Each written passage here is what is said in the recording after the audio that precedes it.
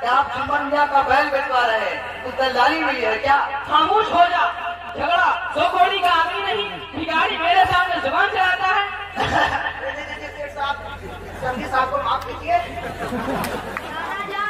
आप तो जाहिल है, खेती बाड़ी में लगे रहते हैं तो मालूम नहीं, लेकिन ये पानी मौलवी इमाम सभी लोग तिलक सलामी और दहेज की मांग करके लड़की वाले को नर्क में डालते हैं।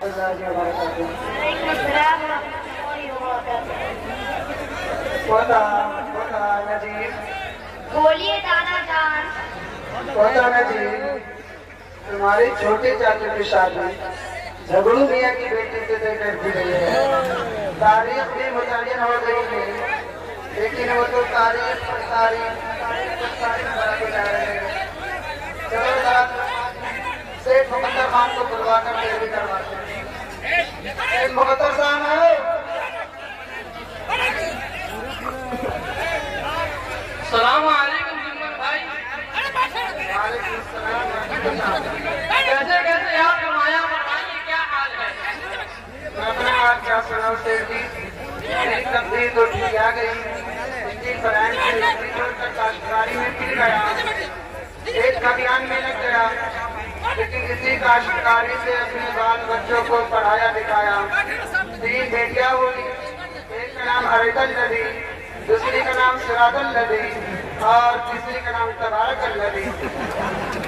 जमीन जायदाद से पास के तीनों की शादी कर दी। 3 बेटे, एक का नाम मिस्टर बाबू, दूसरे का नाम खद्दर बाबू और तीसरे का नाम।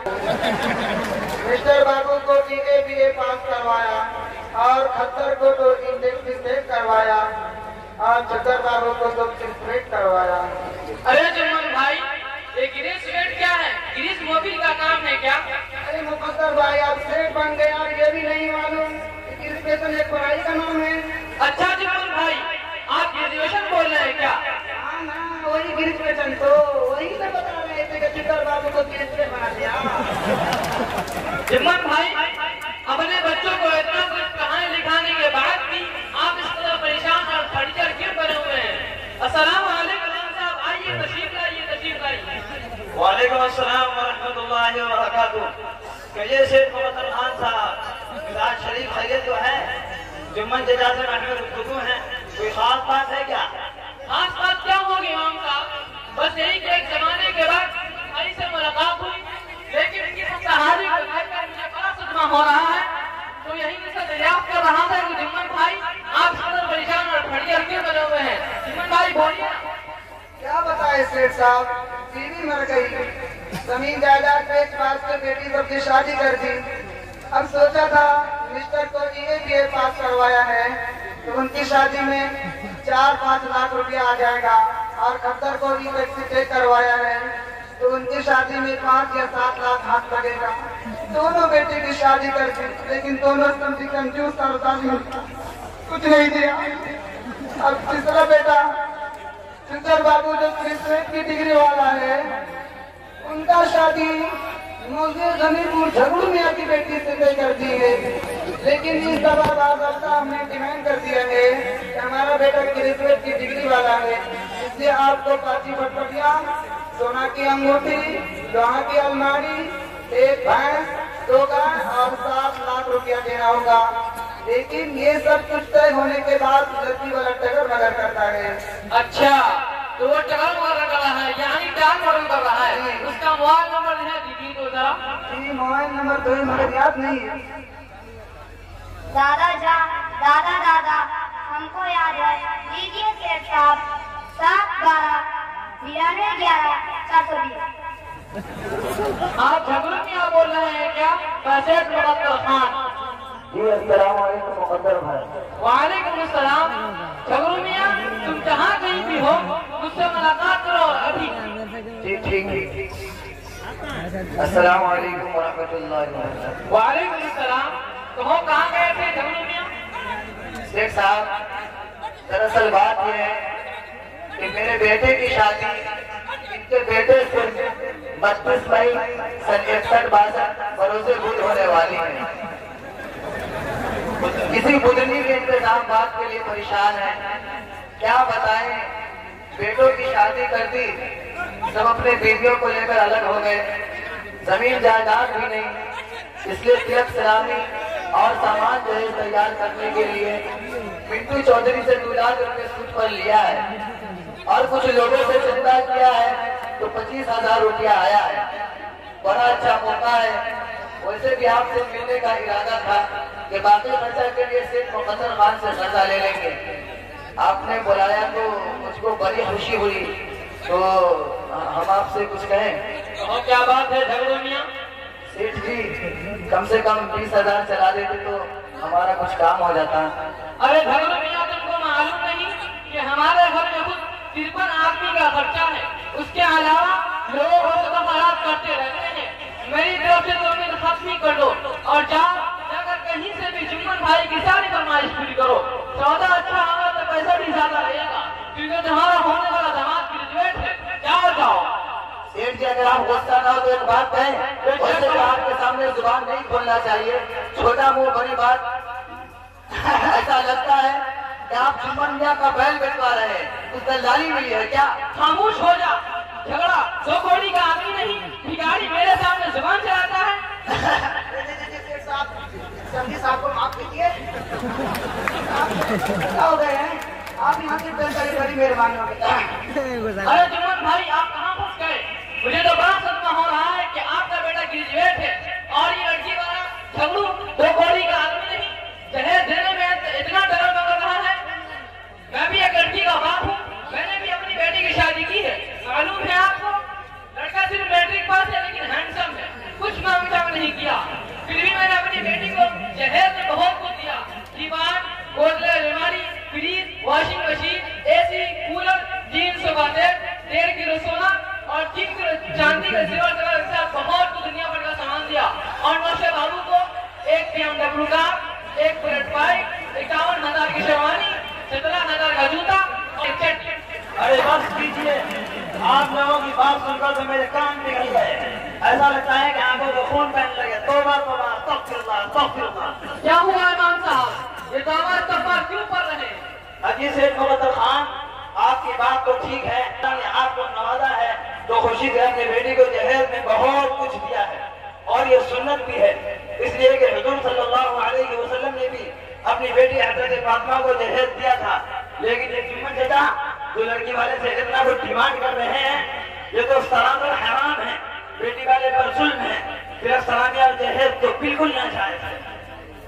दादा जान, एक दफा दारुल उलूम बारासात में हमारे उस्ताद हजरत मुफ्ती साहब कलाम में फरमा रहे थे कि इस जमाने में लड़का वाला तिलक सलामी और जहेज का मुकाबला करके लड़की वाले पर जुल्म तो करते हैं, लेकिन बाद लड़की वाला भी समझ जाता है कि झूठी शोहरत और नामोरी के लिए इतना फजूल खर्च करता है कि दूसरे बेचारे गरीब मिस्कीन इसको देखकर अफसोस मानते हैं, अपनी गरीबी को पूछते हैं और अल्लाह की नाशुक्री पर आमादा हो जाते हैं। खामोश हो जा, एक दूसरे का है लंबी बातें करने लगा। चुप रहिए इमाम साहब, अरे आए भाषा समझाने वाले, दूसरे को समझाते हैं, अपने को पूछते हैं। क्या हमको मालूम नहीं है कि अपने अपने बेटे की शादी किया तो ये लड़की वाले पर जुल्म नहीं है तो क्या है?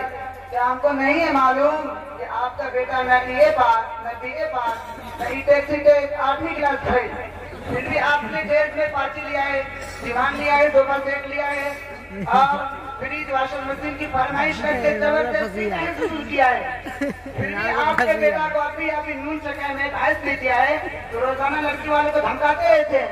अजी जुम्मन चाचा, हमने तिलक सलामी थोड़ा ही लिया है और वो तो लड़की वाले ने जहेज में दिया है, तिलक सलामी आपको क्या मालूम, तिलक सलामी और जहेज तो सुन्नत है। जाइए जाके हल जोतिए, खाद काटिए और गोबर उठाइए। चुप रहिए इमाम साहब, जरा होश में रह के बात कीजिए, एकदम चुप रहिए। अगर आप हमारे इमाम नहीं होते तो कान पकड़ कर भगा देते। अस्सलामु अलैकुम व रहमतुल्लाहि व बरकातुहू। वालेकुम अस्सलाम व रहमतुल्लाहि व बरकातुहू। खैरियत से मौलाना लाट साहब जाफरी? खैरियत तो ठीक है अल्हम्दुलिल्लाह, लेकिन ये बहस मुबारसा कैसे चल रहा है?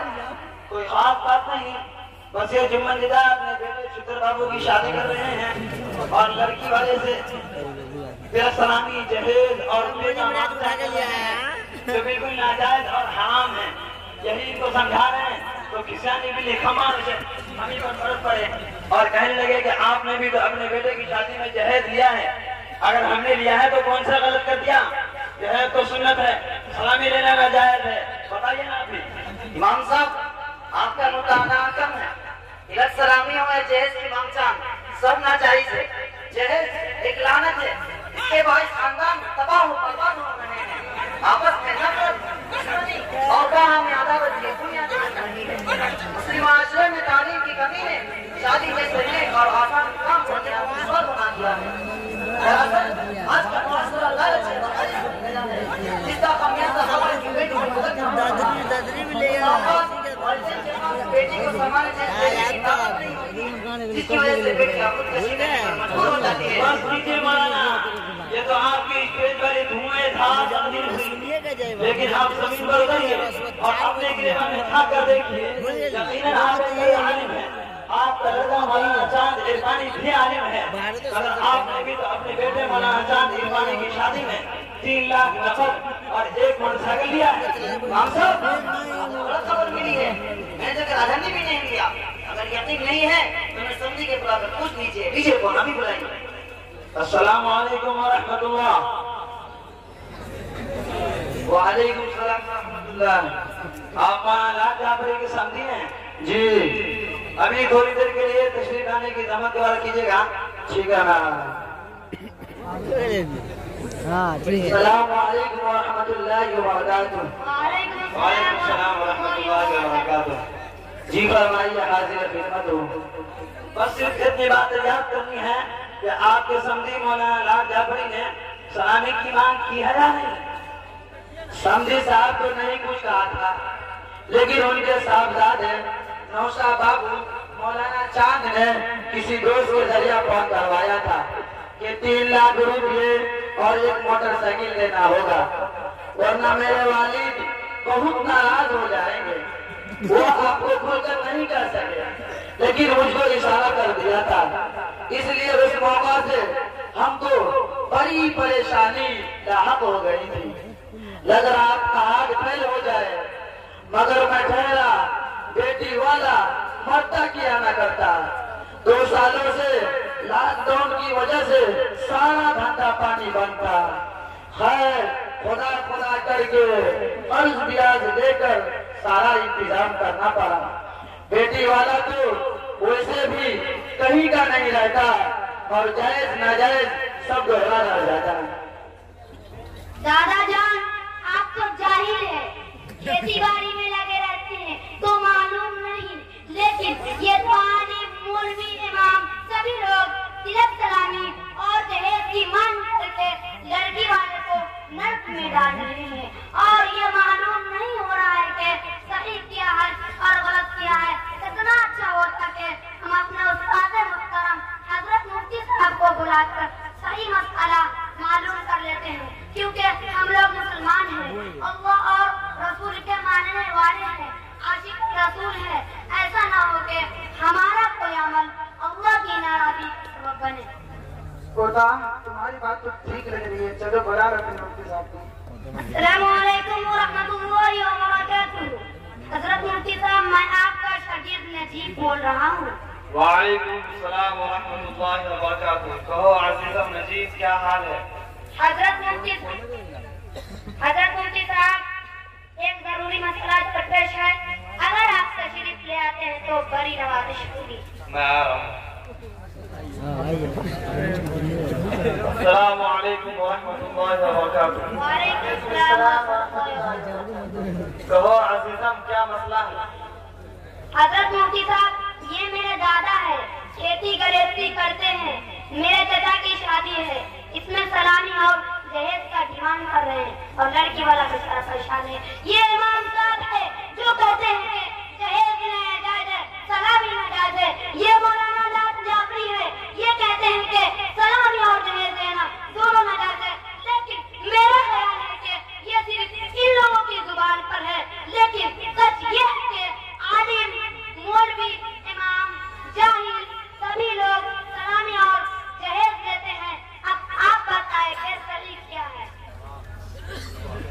हाज़रीन किराम, निकाह हुज़ूर अकरम सल्लल्लाहु अलैहि वसल्लम और तमाम अंबिया किराम की निहायत पाकीज़ा सुन्नत है। निकाह नाम है दो गवाहों के सामने ईजाब व कबूल का। ना बारातियों की लंबी कतार, ना तिलक व जहेज, ना उम्दा से उम्दा खाने का अनस, ना सरफा, ना खर्चा, निहायत आसान है। निकाह की सुन्नत हुज़ूर अकरम सल्लल्लाहु अलैहि वसल्लम ने फरमाया, यानी वो निकाह सबसे ज्यादा बबरकत है जिसमें खराजात कम से कम हो। जहाँ तक सवाल है मरोवजा सलामी और जहेज का, तो महज एक रस्म है, शरीयत में इसकी कोई हकीकत नहीं। हजरत मुफ्ती साहब, आप तो जहेज की भी रस्म और बिदअत बता रहे हैं, हालांकि ये तो सुन्नत नबी है। आका मदनी सल्लल्लाहु अलैहि वसल्लम ने भी अपनी प्यारी बेटी हजरत फातिमा को जहेज दिया था। खामोश रहिए, आप ही जैसे बोले मुल्लाओं ने अवाम का दिमाग खराब कर रखा है और सुन्नत नबी और जहेज को सुन्नत नबी करार देकर पूरे माशरे को तबाह और बर्बाद कर रहे हैं। ये सरासर आप जैसे लोगों को गलतफहमी है कि जहेज सुन्नत नबी है। रसूलुल्लाह सल्लल्लाहु अलैहि वसल्लम ने कतई जहेज नहीं दिया है, और जो कुछ दिया है वो तो हजरत अली रज़ियल्लाहु ताला अन्हु की महर की रकम सिरा बेचकर घरेलू अशिया का रस्म करवाया है। सीरत का मुताला कीजिए और जहन और दिमाग से जहेज का कीड़ा निकाल कर बाहर कीजिए। पहले हाथ मैं अर्ज कर रहा था कि तिलक सलामी और जहेज शरअन किसी भी तौर से जायज नहीं है। कुतुबे जुदा और फतावा से सही है कि लड़के या लड़की वालों से लेन देन करना हराम है। इब्ने हज़म अंदलुसी ने अपनी किताब अल मुहल्ला में लिखा है कि औरत को इस बात पर मजबूर करना जायज नहीं कि वो शोहर के पास जहेज लेकर आए। यही कौल हज़रत आइम्मा अरबआ रहमतुल्लाह का है। फतावा शामी ने इस लेन देन को रिश्वत करार दिया है। रसूल अकरम सल्लल्लाहु अलैहि वसल्लम ने रिश्वत लेने और देने वाले दोनों को दान फरमाई है। बल्कि आप सल्लल्लाहु अलैहि वसल्लम ने फरमाया, रिश्वत से परवरिश पाने वाला जहन्नमी है। इस्लामिक फिक़ह एकेडमी का 13वें सेमिनार में मरवजा जहेज के मौजू पर मुल्क भर से आए हुए तमाम मकातिब फिक्र के 100 से ज्यादा मुमताज आलिम दीन और मुफ्तियान किराम ने अपनी दस्तखत के साथ दर्ज झेल फैसला किया। इस्लामिक फिक़ह एकेडमी का इजलास इस सूरत हाल पर अपनी तशवीश का इजहार करता है कि आज हमारी जिंदगियों में लड़कों की खरीद और फरोख्त का मिजाज हो गया और उन्हें माले तिजारत कहा गया है। कभी लड़कों की तरफ से, कभी उनके वालिदैन और रिश्तेदारों की तरफ से, कभी खुद लड़की वालों की तरफ से। न सिर्फ ये कि कीमत लगाई जाती है बल्कि भाव ताल किए जाते हैं और कौन ज्यादा से ज्यादा देगा उसकी तलाश की जाती है। शरान लड़की वालों से कुछ लेना, चाहे वो तिलक के नाम पर हो या घोड़े के नाम पर या मरवजा कीमती जहेज के नाम पर हो, जायज नहीं। एकेडमी का इजलास तमाम मुसलमानों को इस तरफ मुतवज्जा करता है कि वो मुस्लिम माशरे को उन खुतूत पर मुतवज्जा करे जो मोहम्मद अरबी सल्लल्लाहु अलैहि वसल्लम ने उनके लिए तजवीज़ फरमाया है और शादियों को हर तरह से सादा रखने का हुक्म दिया है। इरशाद नबी इन्नहा अदमन निकाह बरकतन ऐसरहु मऊनतन के मुताबिक बगैर जबर दबाव, फरमाइश और मुतालबा, नीज इसराफ व तफसीर के सुन्नत नबी अंजाम देने का हुक्म किताब और सुन्नत से साबित है। उसी पर तमाम मुसलमानों को अमल करना चाहिए। चलिए मुफ्ती साहब, माफ कीजिए, चलिए हम लोग इंशाअल्लाह जहेज नहीं लेंगे। बुरी लानत में फंसे हुए थे, आपने हम लोगों की आगे खोल दी है। इंशाअल्लाह हम आज से अहद करते हैं कि इस जैसी लानत से हम लोग हमेशा बचेंगे और इंशाअल्लाह आवाम को हम अपनी तकरीरों के जरिए इस चीज से रहनुमाई करेंगे इंशाअल्लाह। अस्सलाम वालेकुम। अल्लाह ताला हम सबको ऐसे गंदे खुराफात से बचने की हिफाजत फरमाए। हमारी हिफाजत फरमाए। आमीन।